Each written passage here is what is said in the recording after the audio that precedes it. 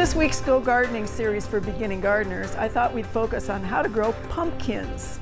We have a lot of really great commercial pumpkin growers in the state. This is for you home gardeners who don't necessarily want 2 or 3 or 5 acres.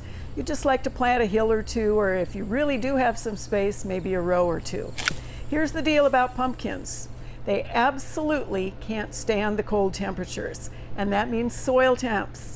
So ideally, you're going to direct seed your pumpkins when the soil temps are at least 70 degrees and holding.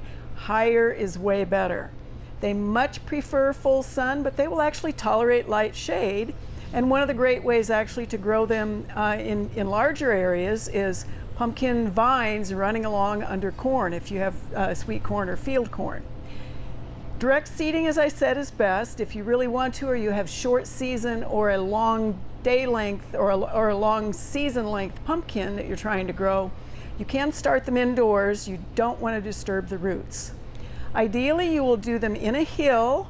The hill does a couple of things, and that would be, first off, it gives you good drainage. The soil will warm up a little bit faster, allows those vines or even the bush type to kind of have their own space.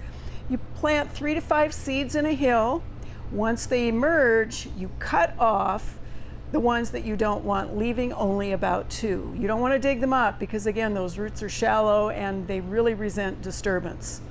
They are heavy feeders. Ideally, you will have amended the soil to begin with. First off, you know what your soil has in it. You've done that soil test. Great amendments include well-composted manure or compost itself. Just build that into that hill or into that row to begin with. Once those pumpkins emerge, you're going to want to make sure that you apply fertilizer at the right times. And again, you can side dress with compost or manure. We want a high-end fertilizer early on as they're putting on their foliage. We want to kick over to a higher phosphorus level when they're flowering. Also, one of the things about growing pumpkins and actually getting them to fruit is you may want to consider row covers before they start flowering, and that will help keep out all of those insects, or most of those insects that really can cause problems with a pumpkin crop. Whether it is squash vine borer, which is a terrible one, cucumber beetles, those kinds of things. You want to remove those row covers so the bees can come in and pollinate. These are absolutely a bee-pollinated plant. And one of the things that we get questions on is my pumpkins flowered, but then the flowers fell off and I didn't get any pumpkins. Almost always early in the season, or early in the flowering season, what you get is you get almost exclusively male flowers first. They don't last very long, they fall off. So once conditions are right, the females start, the male flowers are there, the bees are flying, you get some pumpkins.